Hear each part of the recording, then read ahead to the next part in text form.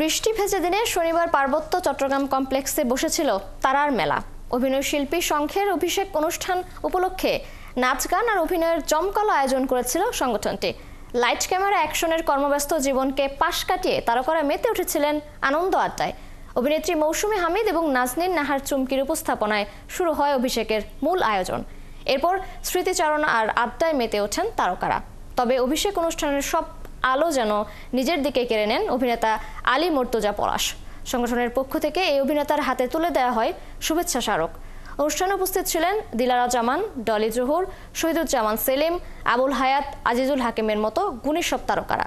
অনুষ্ঠানের প্রধান অতিথি হিসেবে উপস্থিত ছিলেন পার্বত্য চট্টগ্রাম বিষয়ক মন্ত্রণালয়ের উপদেষ্টা সুপ্রদীপ চাকমা। যে দায়িত্বটুকু আমাদের অগ্রজরা আমাদের হাতে দিয়ে গেছেন, 3 বছরে আমরা সর্বোচ্চ চেষ্টা করব। আমাদের অতীত অনেক স্মৃতি তখন চোখের উপর ভাসে। সেটে আলী জাকের বা ফেরদৌসী মজুমদার বা আবুল হায়াত ঢুকলে আমরা সবাই পুরো মেকআপ রুমে সবাই দাঁড়িয়ে যেতাম। অভিনেতা অভিনেত্রীরা যে কাজটি করেন সেই কাজটি হলো সৎকর্ম। মনে রাখবেন, সৎকর্ম করি, আমরা পরিশ্রম করে অর্জন করি। আমরা সত্যিকার অর্থে আন্তর্জাতিক মানের অভিনয়ের স্ট্যান্ডার্ড আমরা ছুঁতে চাই।